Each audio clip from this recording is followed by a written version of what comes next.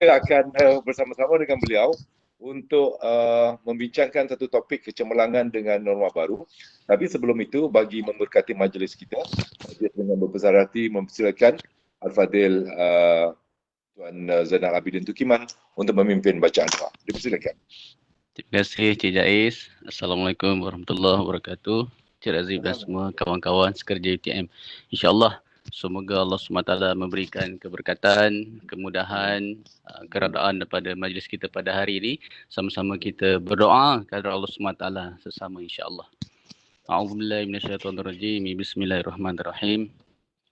Alhamdulillahirrabbilalamin. Wassalatu wassalamu ala asyrafil anbiya'i wal mursalin wa ala alihi wa sahbihi ajma'in. يا أولا أولين يا آخرا آخرين يا ذا القوة المتين يا رحمن مساكين يا أرحم الراحمين لا إله إلا أنت سبحانك إنا كنا من الظالمين. Ya Allah, Tuhan kami menadah tangan merafakkan kesyukuran kehadrat-Mu ya Allah di atas segala limpah nikmat dan rahmat serta diberikan keizinan pada hari berbahagia ini untuk kami bersama-sama menyertai majlis yang mulia pada hari ini. Allahumma ya Allah, kami memohon kepada-Mu ya Allah, jadikanlah kami semua ini warga kerja UTM yang istiqamah dalam meningkatkan mutu perkhidmatan, warga kerja yang berintegriti, cekap, berdedikasi, lagi berwibawa serta berwawasan tinggi dalam menyempurnakan amanah dan tanggungjawab dengan penuh kejujuran, keikhlasan, ketulusan dan kebijaksanaan bagi mendaulatkan kesucian agama Islam, memelihara maruah bangsa dan negara, seterusnya membawa kemajuan dan kejayaan di dunia dan di akhirat. Ya Allah, ya Rahman, ya Rahim, kami juga mohon kepada-Mu ya Allah, hiasilah sanubari kami dengan sifat-sifat mahmudah yang mulia lagi terpuji, jauhilah kami dari sifat-sifat mazmumah yang hina lagi dikeji. Tanamkanlah ke dalam diri kami sifat kerja yang rajin dalam suasana semangat bekerjasama dan persaudaraan yang sejati ke arah mencapai kecemerlangan dan keredaan-Mu ya Ilahi. Terimalah segala hasil usaha dan khidmat bakti kami ini sebagai satu ibadah seperti mana yang Kau kehendaki. Ya Allah, ya Rahman, ya Rahim, ya Dzal Jalali wal Ikram. Ya Allah, kami juga mohon jadikanlah diri kami, keluarga dan negara kami sentiasa dalam keadaan aman dan damai, makmur dan bahagia, sentiasa dianugerahi kebaikan dan kebajikan, pemeliharaan dan penjagaan, perlindungan dan pengawasan, doa yang Kau kabulkan, dosa yang Kau ampunkan serta dijauhkan daripada segala kekacauan dan huru-hara, musibah dan penyakit. Semoga kami dapat hidup tenteram dan bahagia di dunia dan di akhirat. Allahumma inna a'udzubika min adzabi jahannam wa min adzabil qabr wa min fitnatil mahya wal mamat wa min syarri fitnatil masiihid dajjal. Allahumma inna a'udzubika minal barsi wal jununi wal judhami wa min sayyi'il asqam. Wa sallallahu ala sayyidina Muhammadin wa ala alihi wa sahbihi wasallam walhamdulillahi rabbil alamin. Amin, amin ya rabbal alamin. Terima kasih kepada Al-Fadhil Encik Zainal Abidin Tukiman. Sama-sama Cik Jais. Alhamdulillah. Baiklah tuan-tuan dan puan, sebelum kita meneruskan ke acara utama, kita mempersilakan yang berbahagia Profesor Dr. Zaidatun Tasir, Dekan Fakulti Sains Sosial dan Kemanusiaan untuk menyampaikan ucapan haluan. Dipersilakan Prof. Bismillahirrahmanirrahim. Assalamualaikum. Terima kasih Encik Jais. Dan yang saya hormati Tuan Pendaftar UTM, Encik Razif bin Haji Syahuddin, Timbalan Pendaftar Fakulti Sains Sosial dan Kemanusiaan, Cik Khairul, Cik Jais sendiri dan juga semua staf-staf di bawah Fakulti Sains Sosial dan Kemanusiaan yang saya kasihi dan saya sayangi semualah. Jadi kalau kita lihat topik yang akan disampaikan oleh yang berbahagia Tuan Pendaftar pada hari ini, saya rasa amat signifikan dan amat relevan terhadap suasana bekerja baharu yang kita panggil sebagai norma baharu bukan saja di UTM tapi saya rasa di seluruh dunia. Cara berfikir pun berbeza. Kalau lihat tadi pun saya pun tak boleh nak ucap selamat datang kepada Tuan Pendaftar lah sebab tak datang ke fakulti ni, cuma selamat datang ke virtual room lah keadaannya. Dan saya dapat lihat bahawa dalam keadaan kita PKPB, COVID-19 dan sebagainya, ada beberapa perkataan yang saya rasa akan berubah dari aspek OD dia, operational definition ya. Contohnya macam perkataan pada hari ini itu kecemerlangan, yang saya rasa OD-nya pun akan berubah berdasarkan dengan norma baharu. yang kita alami sekarang. Jadi tajuk ini saya rasa memang bertepatan dengan tajuk yang saya rasa kita patut terutama di kalangan staf-staf PPP dan sokongan, yang mana kita patut mempelajari satu ilmu yang baru dan juga maklumat yang baru tentang kecemerlangan dengan norma baharu. Untuk pengetahuan semua, sedikit brief info lah, maklumat ringkas tentang aktiviti-aktiviti yang dilaksanakan di Fakulti Sains Sosial dan Kemanusiaan bagi staf-staf UTM lain yang menyertai kami pada pagi ini, dan juga terutama kepada tuan pendaftar. Di Fakulti Sains Sosial dan Kemanusiaan di bawah timbalan pendaftar Encik Khairul, kita ada projek high impact project untuk staf-staf sokongan dan PPP yang kita panggil High Performance Delivery. High Performance Delivery ini adalah salah satu high impact project di bawah Fakulti Sains Sosial Kemanusiaan bagi tahun 2020, yang mana di sini salah satu daripada kita punya penetapan adalah untuk menerapkan core values UTM, yang mana semua tahu core values UTM ada 4, ISAS, integrity, synergy, sustainability and excellence. Tetapi kami di Fakulti Sains Sosial menambahkan satu lagi, S, yang kita panggil spiritual. Spiritual, dan saya rasa amat signifikan kita telah ada benda ini sebelum lagi PKP. Kita memang rancang pada tahun lalu, sebab kalau tanya saya, untuk cemerlang dengan norma baharu, spiritual adalah benda yang penting, dalaman adalah benda yang penting. Dan saya dapat rasa sebenarnya, saya boleh bertanyalah pada kawan-kawan di sini, rasanya kita punya body pun, badan kita dah react dalam keadaan yang berbeza. Saya rasa first month, 18 hari bulan 3, kita duduk di rumah, minggu pertama seronok. Minggu kedua dah rasa tak sedap badan. Minggu ketiga dah sakit-sakit badan. Sekarang ni saya rasa terbalik pula. Kalau saya tak ada online meeting, saya sakit badan. Jadi this is where the body reacts towards the environment. Jadi kita kena dapat lihat. Saya rasa boleh tanya diri sendiri. Dan spiritual paling penting. Saya tengok dalaman paling penting. Spiritual paling penting. Jadi ini adalah tambahan core values di Fakulti Sains Sosial dan Kemanusiaan yang kita panggil sebagai spiritual. Dan kalau kita lihat, kita mempunyai perancangan, ini tak silap saya sesi keberapa Cik Kais, kita punya ceramah di bawah HPD, saya rasa macam kelima kot. Keempat. So kita telah memberikan, kita telah membuat perancangan sebenarnya 1 tahun. Contohnya program integrity, kita telah menjemput Puan Raihan. Sustainability, kita telah menjemput, kita bakal menjemput Dr. Syazwin. Untuk spiritual, yang tadi asing lagi Dr. Nur Hafizah, kita telah jemput. Dan excellent memanglah calon yang sesuai, tuan pendaftar kita lah yang selari dengan excellent, kecemerlangan dalam norma baru, tajuk pada hari ini. Dan kita ada merancang sebenarnya secara keseluruhan dalam tahun ini siapa yang kita akan jemput untuk kita tackle atau address setiap komponen dalam core values Fakulti Sains Sosial dan Kemanusiaan. Dan on top of core values UTM and DNA UTM, kita juga inginkan staf-staf di Fakulti Sains Sosial DNA Fakulti Sains Sosial dan Kemanusiaan. Itu adalah sesuatu yang kita cuba terapkan di Fakulti Sains Sosial. Jadi saya bagi pihak fakulti memang ingin mengucapkan ribuan terima kasih kepada Encik Razib kerana dapat meluangkan masa pada hari ini bersama dengan fakulti, dan saya harap staf-staf mengambil peluang baik ini. Bukan mudah, saya rasa tuan pendaftar turun ke online room Fakulti Sains Sosial dan Kemanusiaan untuk berkongsi. Saya yakin pelbagai persediaan telah dibuat untuk berkongsi dengan staf-staf semua. Jadi saya harap sangat staf ambil peluang ini. Bukan mudah juga kita set time.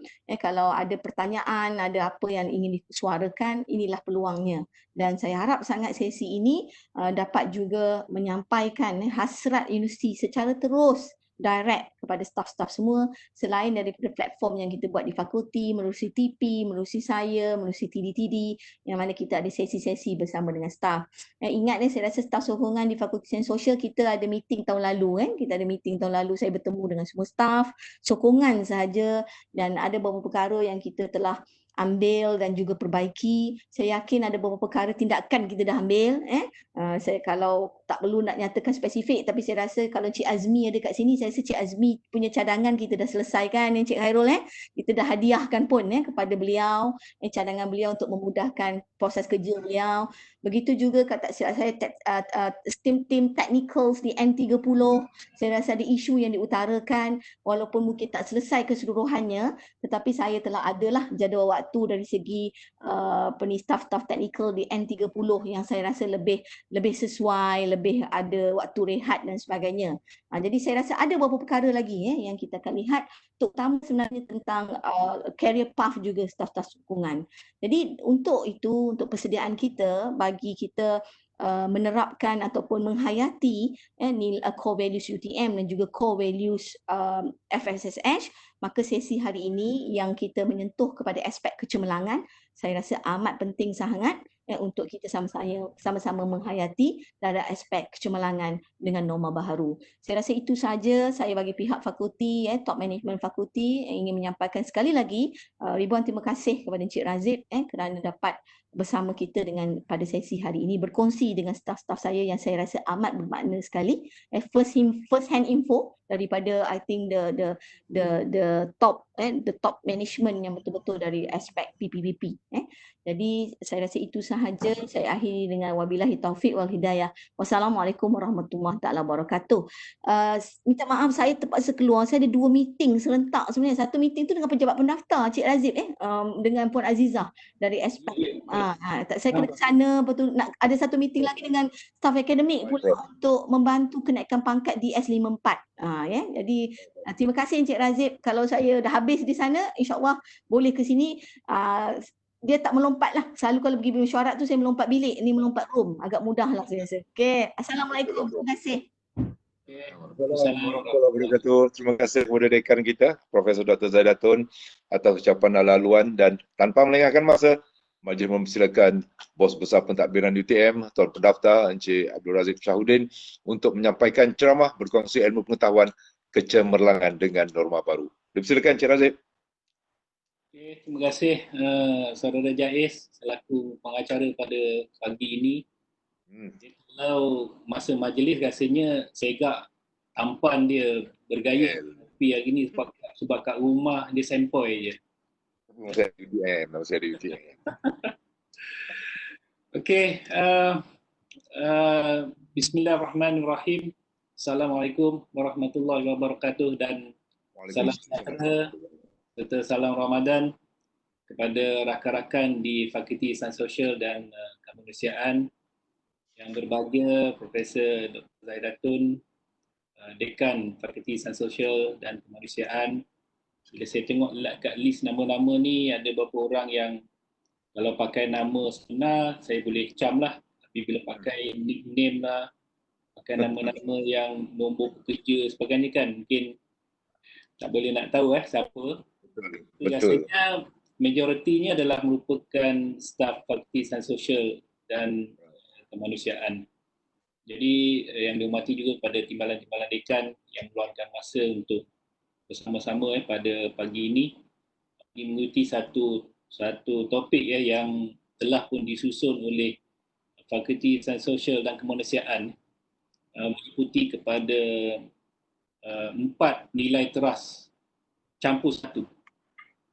4 campur satu 4 nilai teras universiti yang kita sedia maklum, dan satu lagi spiritual yang ditambah supaya elemen-elemen meliputi kemanusiaan dan juga kerohanian, selain daripada pencapaian secara fizikal, secara individu, dia juga menjurus kepada ekosistem universiti plus dengan kerohanian yang lebih memainkan peranan untuk membawa kita ke arah kecemerlangan, menjurus kepada topik yang yang akan dikongsikan pada pagi ini, kecemerlangan dengan norma baru. Ini bukan norma, norma. Kalau norma baru lain jadi dia. Saya go through tadi nampak ada Prof Syukri ada nampak Muhammad Saud tadi nama dalam list ni. Ada. Apa khabar Prof? Sihat? Alhamdulillah, okey lah. Alhamdulillah. sihat, walafiat bersama keluarga, insya-Allah. Okey, topik yang diberi oleh pihak Fakulti Sains Sosial ni sebenarnya untuk makluman mereka yang mendengar pada pagi ini, sebenarnya Cik Airul dia dah atur dengan saya awal lagi daripada bulan 4. Awal bulan 4 Cik Airul cuba mendapat tarikh saya dengan anggapan bahawa akan berlaku kekosongan lah dalam jadual sebab bila PKP ni ingatkan meeting kurang lah bila berada di rumah. Tapi rupanya untuk minggu pertama saja. Minggu pertama start PKP yang mana PKP bermula 18 Mac. Tarikh keramat untuk saya lah. Tarikh keramat kenapa? Kerana 18 bulan Mac adalah merupakan tarikh hari lahir saya. Jadi sambut je hari lahir saya, semua kerja pada rumah. Satu perkara yang mudah nak diingat lah. Okey, jadi untuk pagi ni mandangkan masa yang diperuntukkan lebih kurang dalam sampai pukul 10.30 Cik Airul mungkin kita boleh lajak sikit kalau ada soal jawab daripada rakan-rakan Fakulti Sains Sosial. Sikit tak apa. Sebab pukul 11.30 saya ada sesi lain yang telah pun diatur dengan Jabatan Bapak. Tenaga yang banyak-banyak sangat. Itu ada lagi. Apa dia Cik Jais? Jangan bazir sangat masa, nanti ada bazir lagi kan. Tak apa. Dia kalau banyak bercolotip peringkat awal, jadi slide ni nanti tepat. Jangan risau. Jangan risau. Sebab apa yang saya nak sentuh pun semua ada dalam slide yang akan dikongsikan. Okay. Silakan Tuan. Okey, jadi pukul 11.30 saya akan ada sesi lain, 12.30 ada sesi yang lain. Dan untuk makluman hari ni cuti. Saya bercuti, dah start cuti. Sebab nak melayan kerana anak ni nak ajak pergi manalah belah petang ni dia kata, ayah hari Khamis ni free tak? Dia intro dia macam tu je, ayah hari Khamis ni free tak? Jadi bila intro dia macam tu kita pun faham lah. Betul. Sebab daripada yang saya sebut tadi minggu pertama agak free, masuk minggu kedua dan sampai sekarang rasanya jadual dah penuh dah sampai hujung bulan 6. Dah penuh dah. Okey, tak apa. Jadi walaupun saya ingin meraihkan jemputan daripada Fakulti Sains Sosial untuk menyentuh tentang topik yang akan saya sentuh, kecemerlangan dengan norma baru. Jadi dalam kumpulan ini ataupun pendengar ini saya nampak ada campur, ada akademik, ada non-akademik. Jadi saya cuba menyampaikan dalam perspektif yang boleh cover dua-dua, tetapi kalau peringkat awal saya ingat dengan PPP saja, jadi saya akan fokus topik perbincangan kepada PPP supaya saya boleh turun diri saya itu berada sama level dengan pembantu operasi untuk memberi kefahaman. Tapi saya cuba untuk bercerita keseluruhan dan saya akan bagi ruang yang lama untuk Q&A. Itu yang penting Jadi dekat situ akan dapat input secara direct daripada mereka yang mendengar. Okey, next slide. Saya ada 22 slide. Kalau satu slide 1 minit dan 22 minit, kali 2 44 minit, habis pukul 10.30. Okey, slide yang pertama menyentuh tentang bila topik yang diberi berkaitan dengan kecemerlangan. Jadi kita boleh baca di situ tafsiran ataupun satu quotation yang saya ambil daripada Aristotle. Kemudian ditambah baik oleh Anonymous yang menyentuh tentang excellence is never an accident. Mana kecemerlangan ni bukan berlaku secara tak sengaja. Yang mana daripada quotation ini kita boleh nampak bahawa ianya menjurus kepada 3 perkara yang besar di sini. High intention, intelligent, direction, dan ketiga, vision to see obstacle as opportunities. Yang mana kita nampak bahawa halangan, kesusahan itu semuanya adalah merupakan elemen, bukan kita lihat sebagai satu kepayahan, tapi dia merupakan satu peluang. Yang mana memerlukan sincere effort. Bila sebut sincere effort ini spiritual element masuk di sini, dan tidak lupa kepada skillful execution, maknanya kemahiran, pengetahuan dicampur dengan usaha yang sincere, yang amanah. Dalam topik yang pertama berkaitan dengan integriti yang telah disampaikan oleh Puan kita nampak dia akan menjurus kepada kecemerlangan A+++. Itu yang kita faham dalam konteks kecemerlangan. Jadi dia menjurus kepada excellent values yang ada di dalam quotation ini. Next.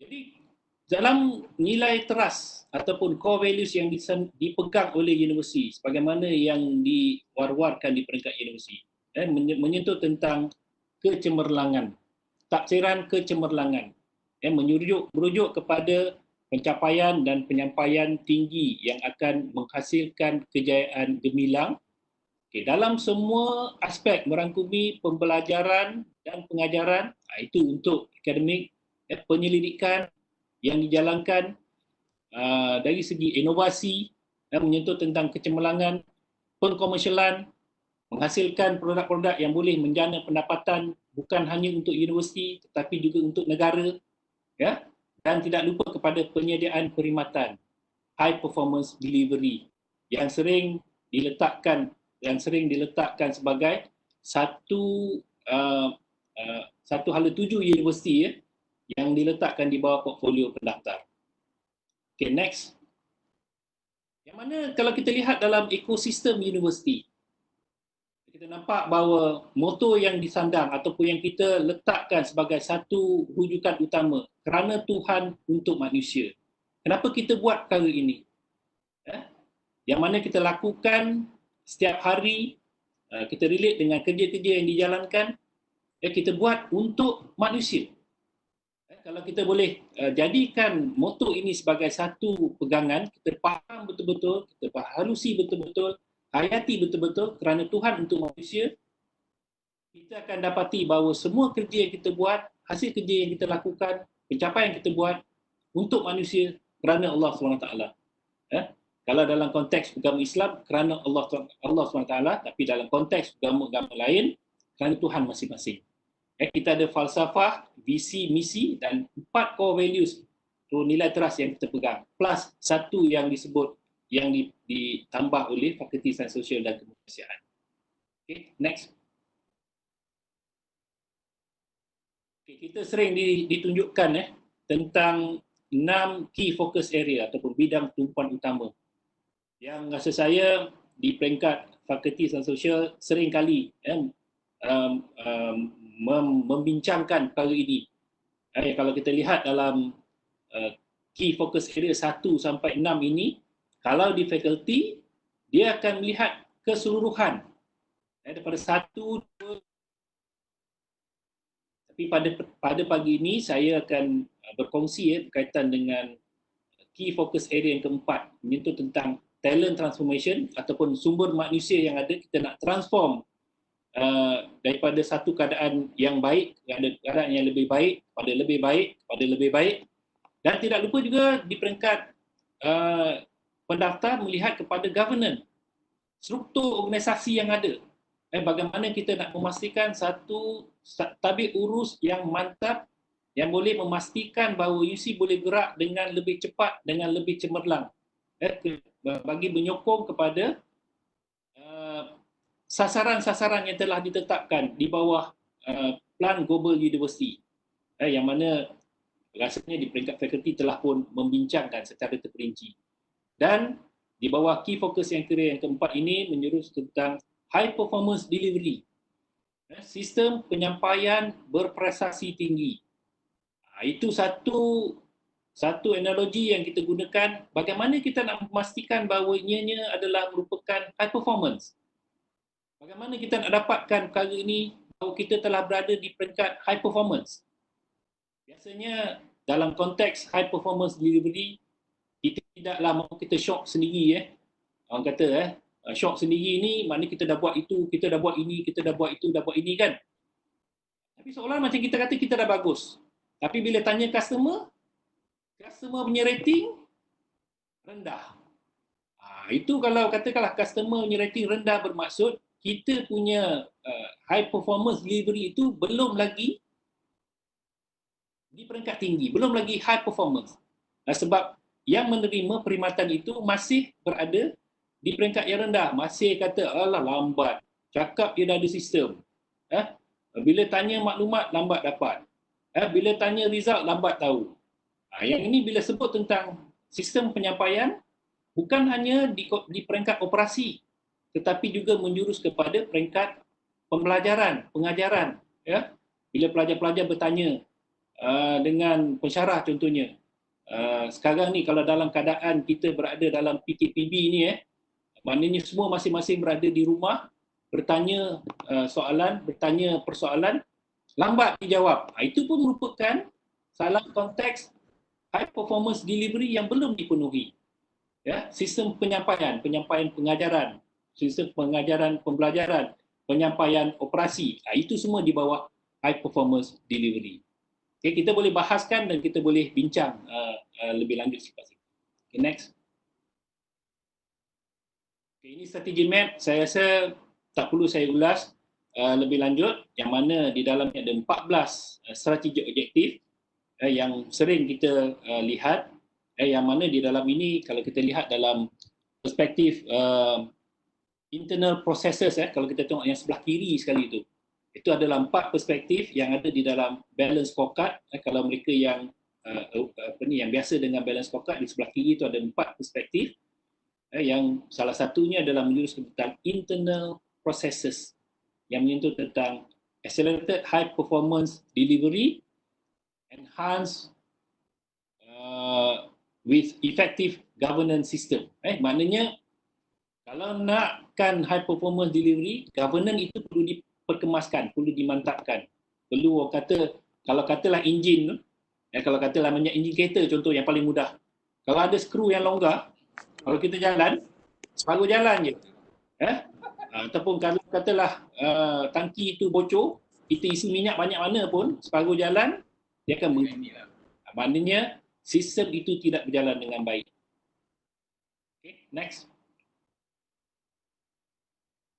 Bila sebut tentang governance, effective governance system, di bawah, ini salah satu daripada 3 KAI, 3 key amal indikator utama yang diletakkan di bawah key focus area yang keempat. Ada 3, tapi saya menjurus kepada salah satu daripada 3 tersebut, iaitu kalau kita tengok, kalau back sekejap, Cik Admin. Kita nak tengok slide yang strategi tadi. Okey, ini satu. Kalau kita tengok dekat bawah stakeholders, stakeholders tu dia ada satu lagi, UTM Core Values Driven Talent with great sense of well-being. Ini berkaitan dengan kesejahteraan staf. Kita melihat dalam konteks kesejahteraan staf yang ada di dalamnya.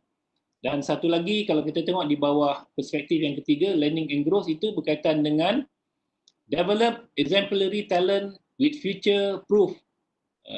KSS, KSS tu menekan kepada kemahiran, skill dan attitude and holistic values.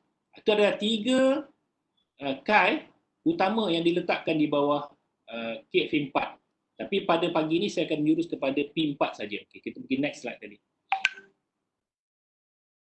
Di dalam key amal indikator P4 menjurus kepada tentang effective governance system ini, ada 7 inisiatif utama yang dijalankan. Yang pertama, competency based talent management. Yang ini kita melihat dalam konteks CBTM, ringkasannya. CBTM yang dijalankan untuk akademik dan juga non-akademik. Yang akademik sedang diuruskan oleh UTM Lead menggunakan pendekatan CBTM juga, dan juga untuk PPP ataupun non-akademik juga menggunakan pendekatan CBTM. Jadi saya tak pergi detail yang itu. Yang kedua, inisiatif yang dijalankan ataupun inisiatif utama yang dijalankan, focus group to lead managing change. Ini kalau siapa yang pernah dengar terminologi berkaitan dengan skunk team. Skunk ni kan yang bau busuk tu. Okay. Ini adalah merupakan beberapa kumpulan yang diwujudkan di peringkat universiti bagi menangani isu-isu utama untuk diselesaikan dalam tempoh yang terhad. Maknanya scouting ni ataupun focus group ini dia diberi task, katalah di peringkat JPU contohnya, dia mengenal pasti ada satu isu yang utama perlu diselesaikan segera. Maka focus group ini akan dibentuk dan diberi tempoh 3 minggu hingga 1 bulan untuk diselesaikan. Dan seterusnya memberi carangan kepada pengurusan universiti untuk dilaksanakan. Yang ketiga, creating UTM flexible scheme. Ini ala-ala kontrak untuk academic staff. Mana-mana rakan academic staff yang ada dalam kumpulan ini adalah merupakan telah pun, untuk makluman, flexible scheme ini telah pun diluluskan di peringkat lembaga pengarah universiti pada 13 Mei yang lalu. Kalau dia fleksibel ini bermaksud kita melantik seseorang untuk tempoh 6 hingga 12 bulan dan dia itu boleh datang bekerja dalam seminggu 2 hari saja. Dalam masa sama dia boleh bekerja di organisasi yang lain, dia akan bekerja dengan UTM untuk 2 hari. Memberi fokus kepada tenaga pengajar dari industri. Dari industri, sebab industri ni kadang-kadang kan kita nak lantik dia untuk tempoh yang panjang susah. Tapi di peringkat fakulti menghadapi kekangan dari segi nak mendapatkan knowledge dari industri contohnya. Okay, jadi kita akan lantik dia untuk tempoh 6 hingga 12 bulan dan dia boleh datang 2 hari saja dalam seminggu dan 2 hari itu pula fleksibel. Dia boleh datang hari Senin, dia boleh datang hari Rabu, dia boleh datang hari Jumaat. Kita campur semua sekali. Dia bekerja 2 hari saja dalam seminggu. Dan bayarannya berdasarkan kepada package yang ditawarkan. Okay, yang keempat, increase IT capacity for efficient delivery.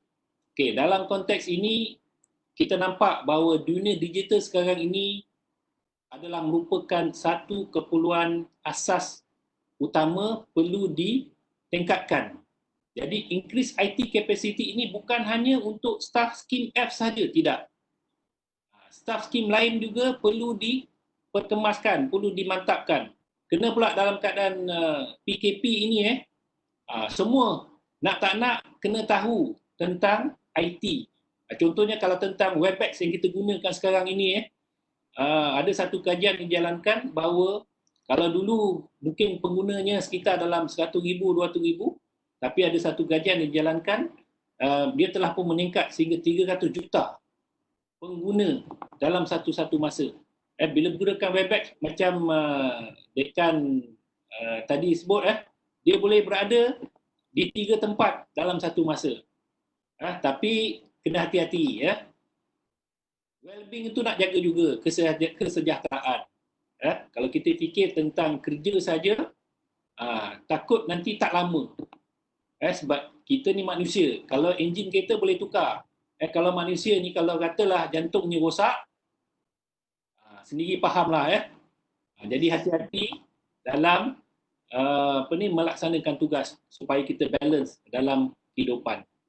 Yang kelima berkaitan dengan Office Automation of Process Improvement. Ini dalam menyokong perubahan-perubahan yang berlaku berkaitan dengan keperluan yang mana pihak universiti mengambil berat tentang perkara ini dan ada beberapa package ataupun usaha yang telah pun dirancang oleh universiti akan saya sentuh selepas ini. Dan yang keenam, strengthening university HR governance.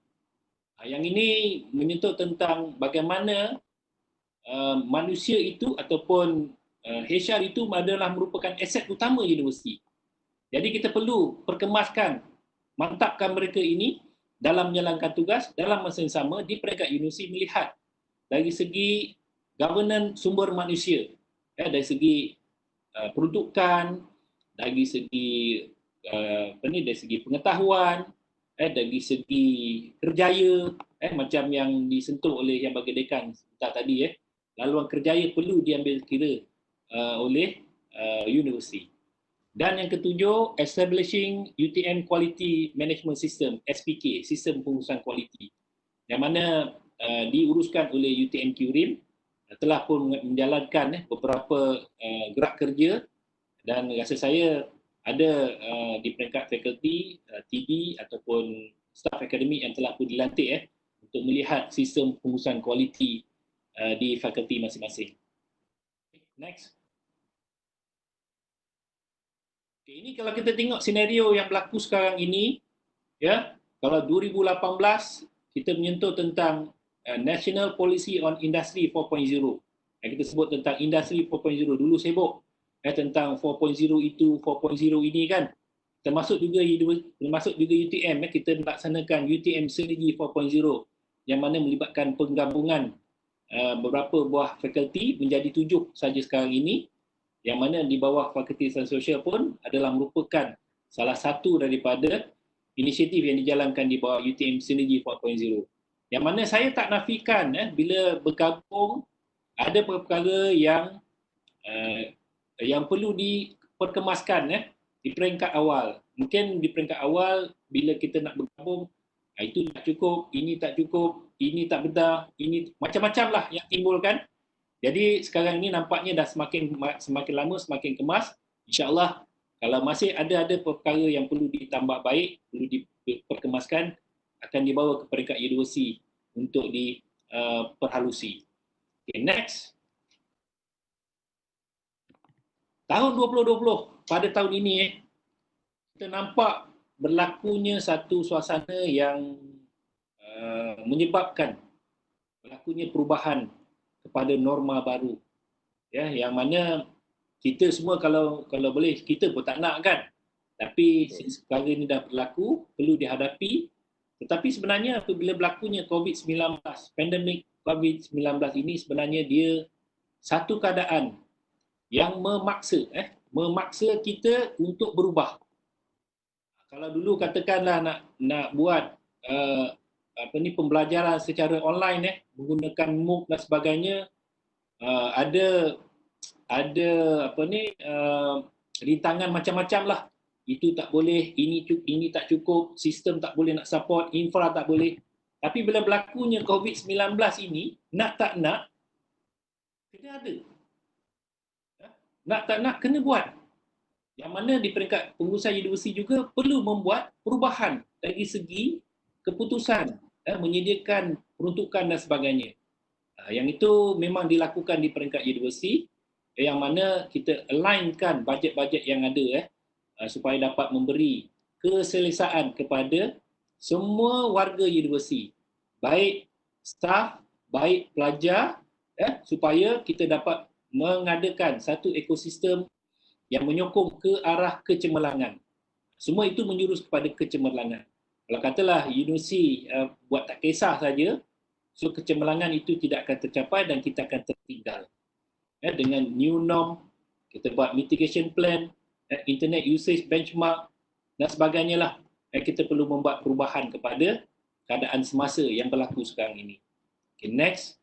Mana akan datang tahun 2021, kita tidak boleh lari daripada perubahan kaitan dengan keperluan 5G. Kalau dulu ada 1G, 2G, sekarang ni guna 4. Dan sekarang ni kita menjurus kepada 5G, IoT, Big Data, AI, Cloud. Semua term inilah yang sekarang ini kita lihat akan berubah. Yang mana kita perlu sesuaikan dengan keadaan. Yang mana kalau kita tengok dalam cerita-cerita fiction, baik cerita Star Wars ke, kan, cerita yang berbentuk fiction, kita nampak itu semua adalah merupakan bayangan. Kita akan berada di sana. Kita akan berada dalam senario tersebut. Cuma mungkin di negara-negara maju, seperti di Eropah, di Amerika Syarikat contohnya, di China pun ada, negara-negara ini telah pun berada di platform tersebut. Kita ni agak ke belakang. Terbelakang disebabkan oleh infra yang tidak menyokong kepada kita untuk berada dalam keadaan tersebut. Tapi negara juga di peringkat kerajaan melihat perkara ini dan sedang melakukan perubahan-perubahan tersebut. Contohnya lah kalau kita pergi ke negara Jepun, ke negara Korea, alhamdulillah saya berpeluang ke sana. Di bandar-bandar internet tak payah nak subscribe dah, tak payah nak langgan. You pergilah mana-mana spot pun, automatik you akan dapat. Dan perkara itu sedang berlaku juga di Malaysia. Kalau kita pergi di Johor pun ada, dia ada hotspot kawasan-kawasan yang menyediakan talian-talian internet boleh disambung dengan mudah. Itu juga dalam kampus kita, dalam kampus kita, kita ada kemudahan UTM Wi-Fi yang menyokong bagi memastikan warga universiti boleh menggunakan kemudahan-kemudahan pada tahap yang optimum. Saya sebut optimum, kita cuba berada pada tahap yang optimum di peringkat pengurusan. Okay, next. Ini semua orang kenal kan? Yang Amat Berhormat Perdana Menteri Tan Sri Muhyiddin Yassin, yang apabila dia menyentuh beberapa perkara dalam taklimat dan juga dalam perucapan utama yang disampaikan, dia menyentuh tentang elemen-elemen tersebut, tentang proses pendigitalan perkhidmatan kerajaan perlu lebih menyuruh bagi memudahkan rakyat menyesuaikan diri dengan norma baru. Maknanya nak tak nak, keadaan yang berlakunya pandemik COVID-19 ini telah memaksa kerajaan, memaksa kita semua untuk berubah kepada cara kerja yang baru dengan yang diambil perhatian secara serius, dan ia penting untuk dimanfaatkan rakyat termasuk dalam bidang pendidikan. Bila sebut tentang perkara ini dalam ucapan Yang Amat Berhormat Perdana Menteri semasa sambutan Hari Guru baru ini, dia menyentuh tentang perkara ini. Itu juga di peringkat universiti, yang mana sekarang ini pelajar-pelajar semuanya berada di rumah. Dan untuk makluman rakan-rakan, dalam kampus, kalau sebelum ni kita ada lebih kurang dalam dekat 3,000 lebih pelajar-pelajar yang ada dalam kampus. Sebelum MCO berkuat kuasa, sebahagian besar dah pulang ke kampus, dan sekarang ini proses pengantaran pelajar-pelajar balik ke rumah masing-masing sedang dijalankan, dan kemungkinan dalam kampus akan tinggal pelajar-pelajar antarabangsa dan juga sebahagian kecil pelajar-pelajar lokal yang masih ada. Mereka tak nak balik sebab nak menyelesaikan tugasan-tugasan, terutama mereka yang berada di tahun akhir pengajian. Dan pihak universiti perlu mengambil kira tentang perkara ini. Dan kita kena pasti sebagai norma baru yang kita bincangkan pada pagi ini. Okay, next. Ini sedikit kajian yang dijalankan kepada tempoh PKP ini hingga 28 April, yang mana ini adalah maklum balas apabila dalam norma baru ini tempoh penyesuaian masih berlaku, yang mana dasarkan kepada soal sendiri yang dijalankan, jangkaan staf untuk mencapai SKT ataupun KI yang ditetapkan, kita nampak lebih kurang dalam 68%, 70% saja menjawab SKT itu boleh dicapai. Bahagian kecil 30% lagi tidak boleh. Ini disebabkan oleh kekangan-kekangan yang akan saya nyatakan selepas ini. Dan juga persepsi staf terhadap produktiviti dalam tempoh PKP telah pun diterjemahkan dalam carta PAR itu, yang mana kita ambil 60 hingga 100 tu lebih kurang dalam 70%, dan lebih kurang dalam 30% lagi dia katakan tak dicapai. Okay, next. Ini berkaitan dengan persepsi perkhidmatan jabatan terjejas akibat PKP. Ini dari segi percentage yang menunjukkan bahawa mereka menyebut bahawa berapa persen akan terjejas. Okay, next. Ini berkaitan dengan masalah utama dalam melaksanakan work from home. Bila dalam keadaan sistem infra yang tidak begitu mantap, khususnya untuk staf akademik, saya jangkakan bahawa tak ada masalah. Ada masalah, baru-baru ni dalam Senat juga ada dibentuk dengan survey yang dijalankan kepada staf akademik, tapi yang ini menjurus kepada staf PPP yang berwarna merah itu adalah merupakan persentage yang tinggi lah. Satu, kaitan dengan kekurangan fasiliti dalam melaksanakan tugas. Yang kedua, menguruskan jadual waktu. Ini bila dekat rumah ni kan, yang ada anak kecil, kalau nak uruskan anak okey kan, ini nak uruskan suami, Nak menguruskan isteri pun satu hal juga bila dah berada di rumah. Dan begitu juga dengan gangguan. Gangguan pasangan, anak-anak, kerja rumah dan sebagainya. Sebab kita diminta bekerja daripada rumah. Selain daripada yang lain-lain yang nampaknya memberi sedikit sebanyak memberi kesan kepada work from home. Next. Okay, dari segi pembangunan ICT, sebagaimana yang saya sebut tadi, ini adalah persentage yang menunjukkan bahawa pihak universiti juga memberi penekanan kepada 3 elemen utama, iaitu perisian dan infra, pusat data, jalan internet dan juga infra wifi.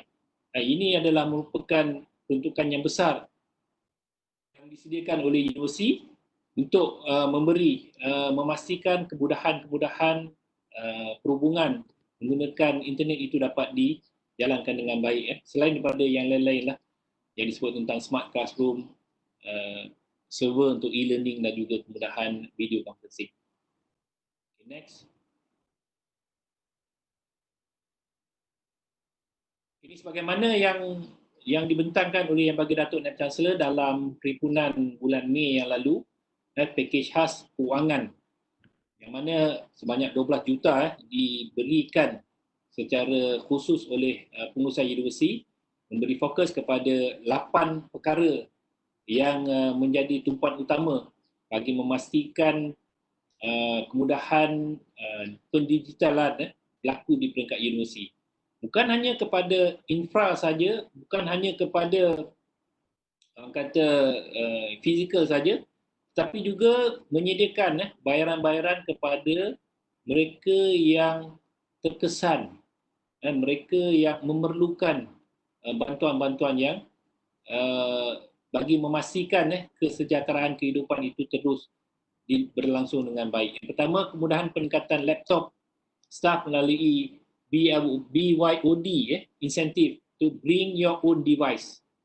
Yang mana kali ini telah pun dibawa di dalam LPU baru-baru ini, telah pun diluluskan sebanyak 2 juta untuk yang terpilih. Ini khususnya untuk staf-staf sokongan lah yang memerlukan mereka membeli komputer. Selain daripada kemudahan, kita ada skim pinjaman komputer sebanyak 5,000 yang disediakan, itu dalam bentuk pinjaman.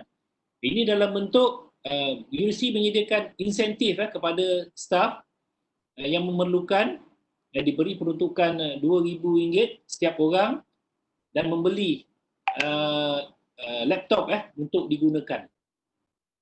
Itu dan dia punya kriteria ataupun dari segi mereka layak sedang disediakan oleh Jabatan Bendahari. Yang kedua, peningkatan rangkaian internet, penggantian virtual server UTM, peningkatan aplikasi, iaitu berkaitan dengan lisen. Kelima, bantuan pelan internet kepada staf dan pelajar sebanyak 860,000. Telah pun diluluskan juga dalam LPU, sistem e-mesyuarat. Kita cari pihak UTM Digital kena mengenal pasti satu sistem e-mesyuarat yang lebih baik. Bayaran one-off kepada frontliner UTM telah pun diluluskan dalam LPU baru-baru ini bagi mereka-mereka yang terkesan. Dan yang ke-8, langganan servis pengawasan peperiksaan dalam talian.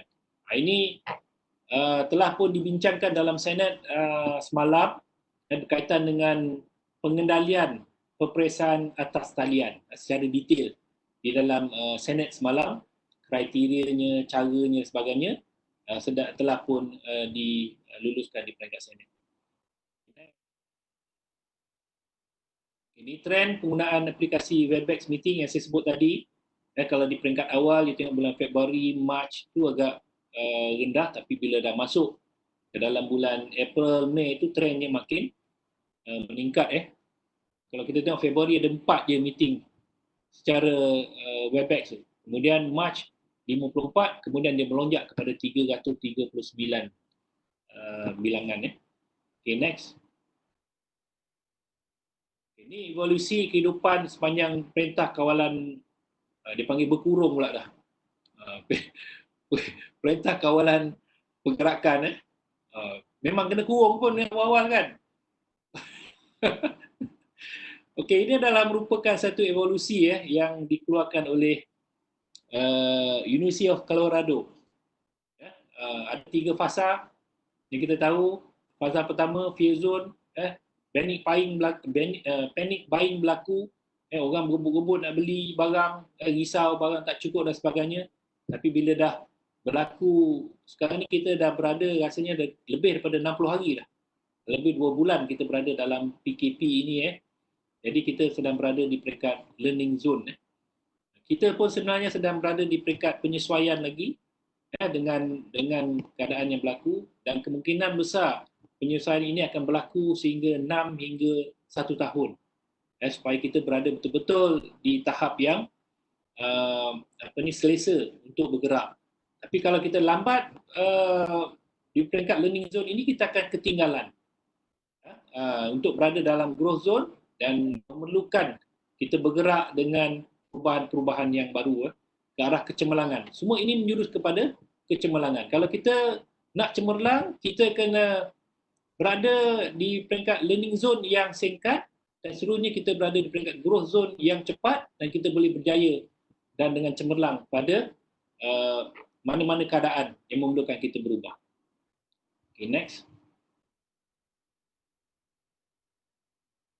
Okay, bila sebut fasa PKP ni, saya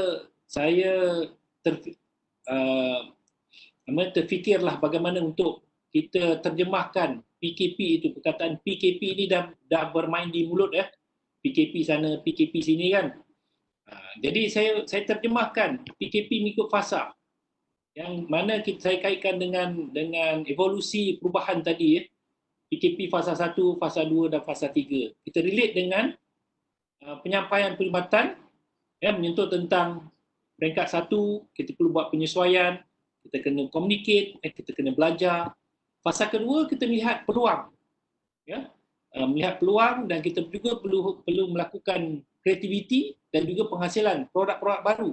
Bila kita lihat bila PKP berlaku, inovasi terhasil. Dan di peringkat contohnya di peringkat penyelidikan, kita keluar dengan face shield lah, kita keluar dengan macam-macam lah yang kita dengar yang terhasil di peringkat penyelidikan. Dan fasa yang ketiga, fasa learning growth zone tadi, kita perlu melihat juga dalam konteks produktiviti, keberhasilan dan juga melakukan penambahbaikan. Bila kata ada diperketatkan, ada bersyarat dan sebagainya, yang ini menjurus kepada bila kita melakukan sesuatu yang baru dari segi governance, kita perlu ada dasar baru, polisi baru, peraturan baru yang perlu disesuaikan dengan perubahan yang berlaku. Next. Jadi kalau tahun 2019 kita meletakkan sasaran melangkau pencapaian berprestasi tinggi, yang mana memerlukan kecepatan dalam melaksanakan aktiviti tersebut, yang saya terjemahkan kepada kita perlu synergize, kita perlu sinergi, kita lihat pada productivity. Kita melihat juga dalam konteks perkara berkaitan dengan empowerment.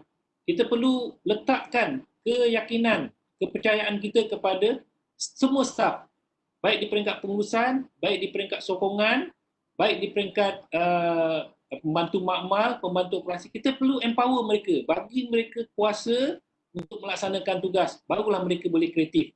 Daripada kita mengarah sentiasa dan dia akan jadi macam robot lah. Jadi macam robot. Bila suruh baru buat, bila suruh baru buat. Jadi kita empower mereka supaya mereka juga boleh menghasilkan kreativiti dan tak lupa kepada energize, perlu bergerak cepat, dan kita akan menghasilkan kepada kecemerlangan. Okay, next. Dan pada tahun 2020, kita melihat kepada, kalau tahun 2019 di peringkat pengurusan UDC melihat kepada, kita nak melihat kepada speed pencapaian prestasi tinggi. Tahun 2020 kita menyentuh kepada kesejahteraan warga UDC. Okay, yang mana yang bagi Datuk sering sebut tentang work-life integration, maknanya kita bekerja di pejabat, kita ada keluarga, kita ada masyarakat. Kali ini perlu kita lihat secara holistik. Secara holistik yang boleh kita terjemahkan kepada 3S. Saya gunakan perkataan 3S. Kalau di peringkat governance, 3S menjurus kepada struktur, strategi dan juga sistem. Ya. Kalau dalam konteks norma baru ni pula, dia menyebut tentang 3S juga, ya, itu sesak, sempit dan juga sembang dekat, ya, itu 3S dalam konteks norma baru. Tapi dalam konteks kesejahteraan warga universiti, dia menjurus kepada selamat dan juga sejahtera. Jadi ini 3S yang boleh diamalkan di peringkat fakulti, ya. Bila sebut sihat, bukan hanya sihat dari segi fizikal kita saja, sihat dalam konteks organisasi, itu juga selamat, selamat di tempat kerja, selamat datang kerja, selamat balik kerja, dan bila kita buat kerja, selamat dalam konteks melakukan kerja-kerja yang mengikut peraturan, dan kita selamat dari segi dikenakan tindakan-tindakan tata tertib contohnya, kalau kita melakukan kerja-kerja dengan betul. Dan ini akan menghasilkan satu ekosistem sejahtera untuk semua orang. Jadi seronok datang kerja, seronok balik kerja. Balik kerja tengok keluarga pun seronok. Ya. Bila kita bergaul dalam masyarakat pun seronok. Jadi dia akan menghasilkan satu kesejahteraan secara holistik. Okay, next. Ini slide saya terakhir. Dalam kita menghadapi PKP dengan sejahtera ini ada 5 perkara yang ingin saya tekankan di sini, dalam kita memastikan norma baru dan ke arah kecemerlangan. Dari segi connection, jangan lupa bila sebut tentang connection, bukan hanya tentang connection kita dengan kerja saja, tetapi juga connection kita dengan keluarga, dengan Tuhan. Jadi kita ambillah ruang dan peluang ini untuk kita melakukan ibadah-ibadah yang boleh memberi manfaat kita dari segi rohani dan juga dari segi fizikal. Be aktif dari segi fizikal, connection dari segi kerohanian. Give ini pada mereka yang berkemampuan, bantulah pada rakan-rakan yang memerlukan. Sebab tidak semua rakan-rakan kita yang berada dalam keadaan selesa dan berada dalam keadaan baik. Bantulah mereka yang memerlukan. Dan tidak lupa kita kena learn, belajar dan take notice, maknanya pengumuman yang dikeluarkan dari masa ke masa oleh baik pihak universiti maupun oleh pihak kerajaan. Okay, saya rasa itu saja taklimat daripada saya ataupun pembendangan daripada saya. Masa pun dah 10.30. Jadi saya sebut tadi kita setuju untuk memberi ruanglah kepada rakan-rakan untuk bertanya dan memberi pandangan untuk kecemerlangan kita semua. Saya rasa itu saja, Cik Jais. Saya serah balik kepada saudara. Baiklah, alhamdulillah. Terima kasih Encik Razif, pendaftar UTM yang telah pun begitu menghayati topik kecemerlangan dalam PKP ini dan apa yang banyak perkara yang dapat kita pelajari untuk mendidik kita menjadi staf yang lebih cemerlang dengan 3S dia, sihat, selamat dan sejahtera itu. Mudah-mudahan kita semua berada dalam staf dan juga ahli keluarga yang sihat, selamat dan sejahtera insyaAllah. Jadi baiklah tuan-tuan dan puan-puan, majlis dibuka untuk sesi soal jawab kepada para tetamu, staf-staf fakulti, staf-staf akademik dan juga sokongan. Sekiranya ada soalan yang ingin ditanyakan kepada Encik Razif, pendaftar kita, dipersilakan dibuka sesi ini untuk sesi soal jawab. Kalau ada, silakan.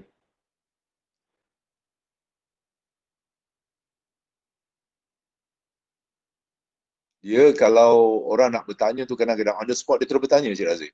Dia kalau sunyi itu je kita faham. Dia boleh through chat pun boleh tanya. Tak, kalau rasa mana-mana yang rasa agak segan nak cakap dekat online ni kan. Nampaknya dekat chat pun tak ada soalan. Nampaknya kita anggap tak ada soalan. Ada nak tanya tu daripada mana? Sati Harjin. Sati Puan Sati. Sate, buka sate macam mana? Yang nak bertanya?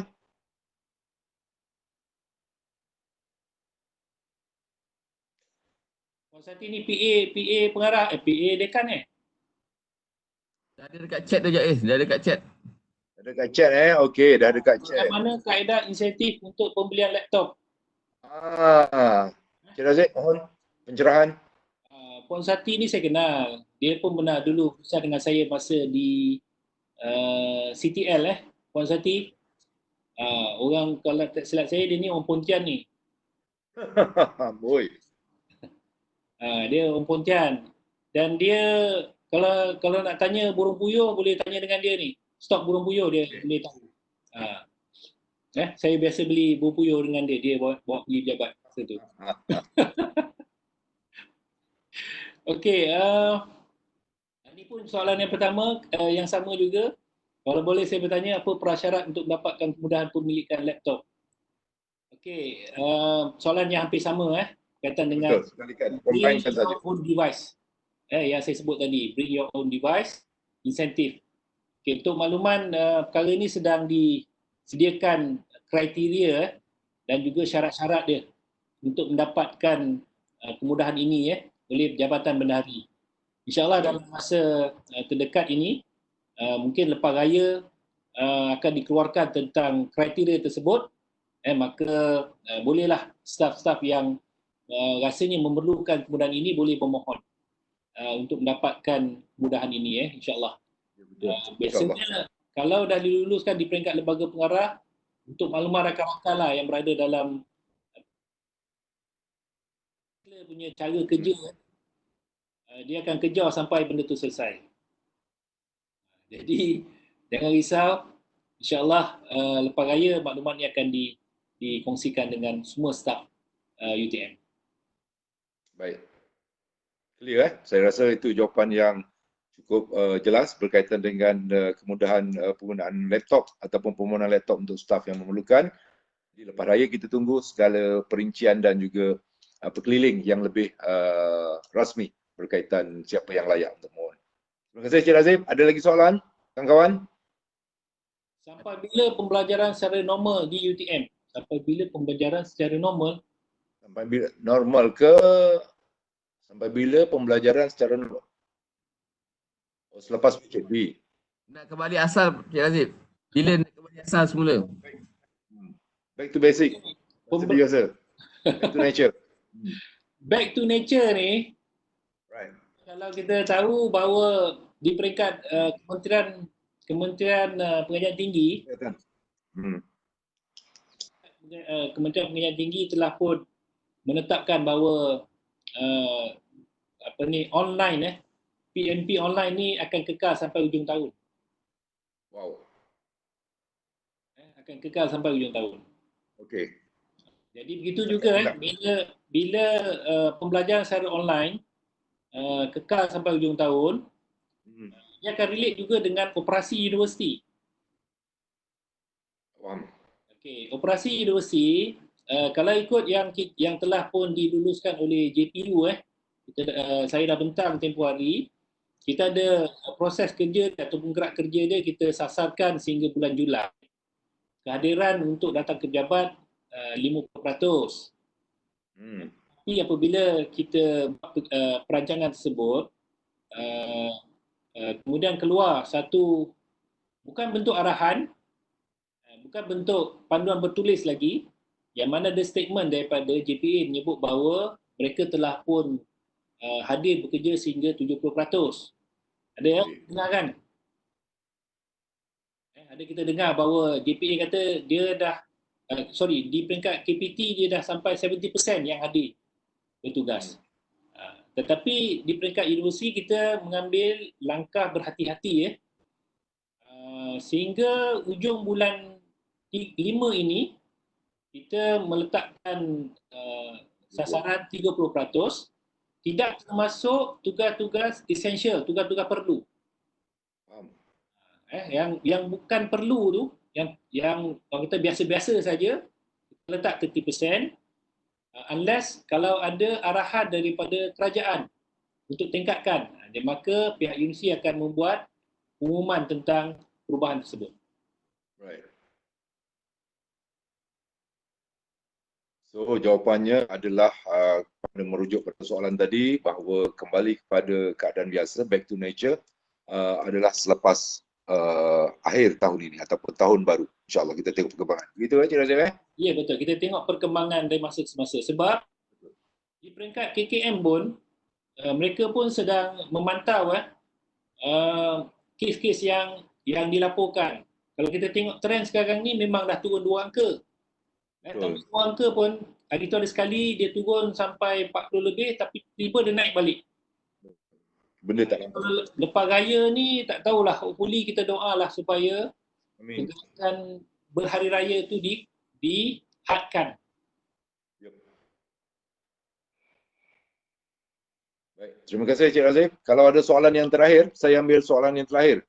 Sebab Cik Razif katanya ada nak ke mesyuarat seterusnya. Ada soalan terakhir? Ada pertanyaan daripada Pavitran Krishnan. E-cert diberikan, e-cert ni untuk apa Saya tak pasti. Sertifikat. Untuk pagi ni ke? Yang itu kena tanya sekretariat lah. Betul. Kan? Dia tanya ECJ ni. Ya betul. Itu biar Cik Airul jawab nanti. Cik Airul macam mana? Cik Airul ada komen?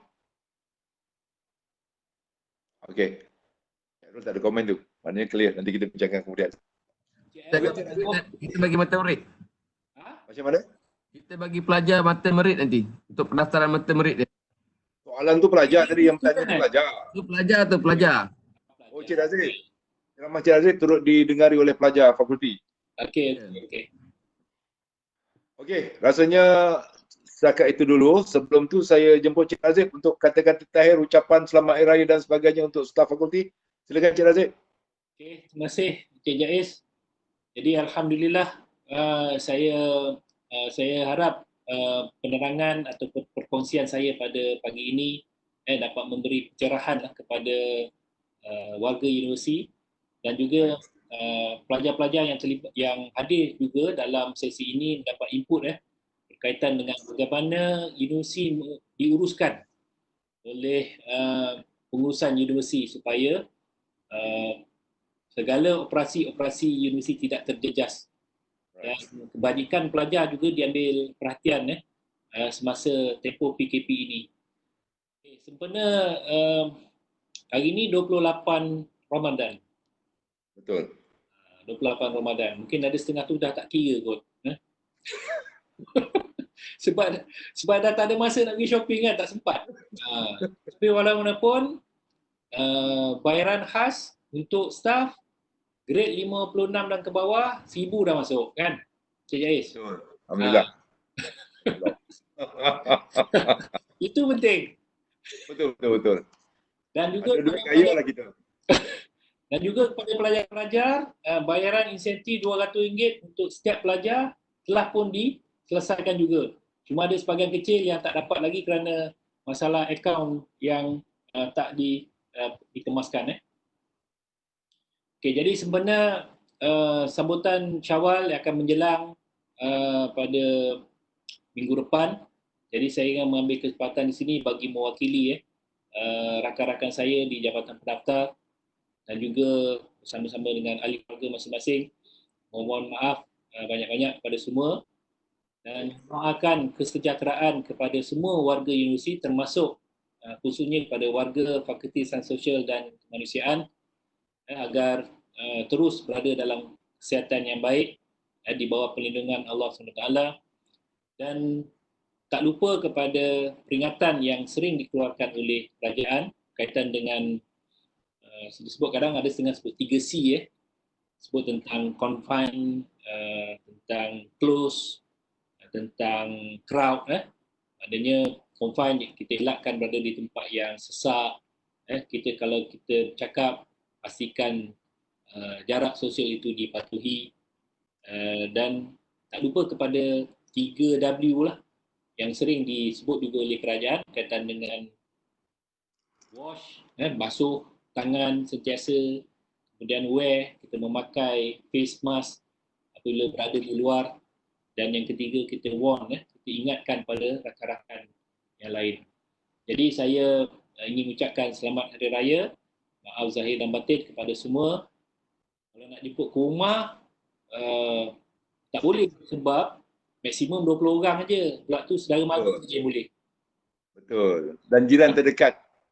Jiran pun tak boleh, saudara mara pun dah ramai. Saya ada, Yelah. anak buah saya ada 4 orang, 4 keluarga di sini. Kalau satu keluarga ada 3 orang, average dah ada 2. Saya ada 6 orang, dah 12 campur 6 dah 18. Lepas tu campur dengan ada, Alhamdulillah tahun ni beraya dengan cucu. Alhamdulillah, tahniah. Cucu umur 3 bulan. Alhamdulillah Datuk, tahniah Datuk. Dapat Datuk kategori C. Alhamdulillah. Jadi itu saja dan semoga kita berjumpa di platform yang lain yang akan diikutkan. Terima kasih pada. Baik, terima kasih Cik Razif atas perkongsian kecemerlangan dan juga ucapan selamat hari raya tadi.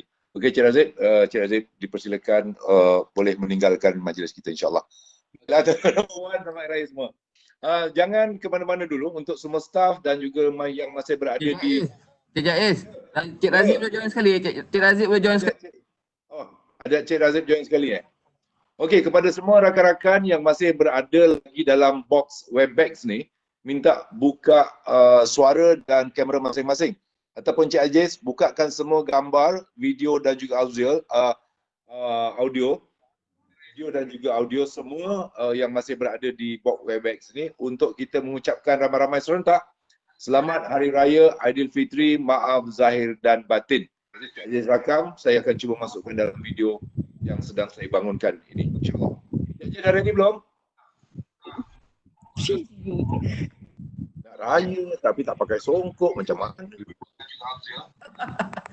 Songkok dah dulu. Hari Raya. Dr. Anita buka mic. Anita. Buka mic. Kenapa tak bagi tahu kawan-kawan pada pakai baju raya? Ini Airul, doktor. Strategi tak betul. Maksudnya nanti kita pasang lampu kat belakang liklap. Kamera. Ada nak habis tak make up lagi. Bagilah masa nak make up. Pakai. Aku tak ada.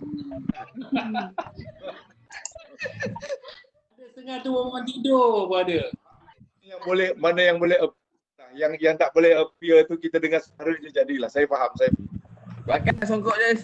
Ha? Juga songkok. Spot. Songkok juga Yelah. Dah betul. Alhamdulillah. Sampai semua. Yang dia nampak kita berdua kan. Tunggu jap, bagi ramai-ramai sikit. Bila saya sebut Kat rumah yang tengah bersih.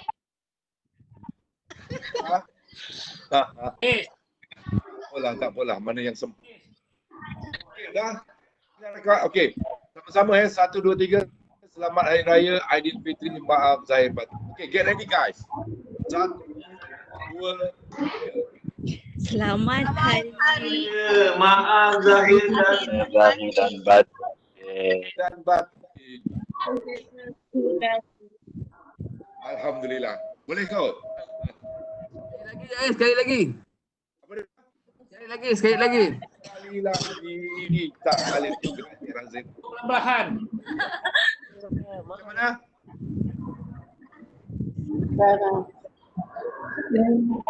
Dua, tiga. Selamat Hari Raya. Maaf zahir dan batin. tak jadi bang. Saya tak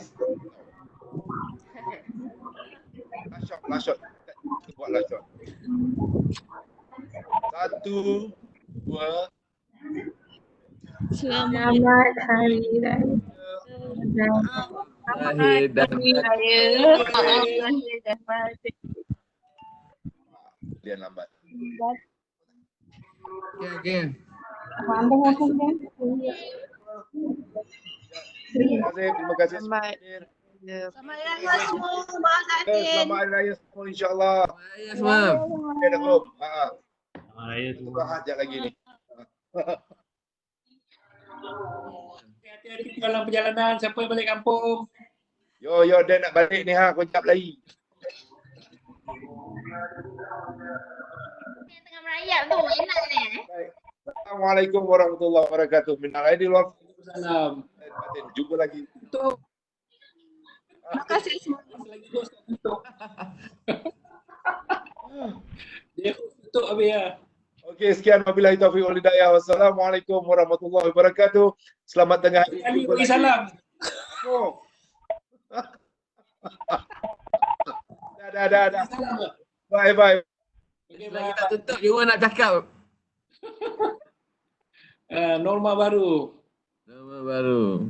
Alright. Mana nak tutup ni? Okay, bye. Thank you. Alright. Thanks. Jumpa lagi.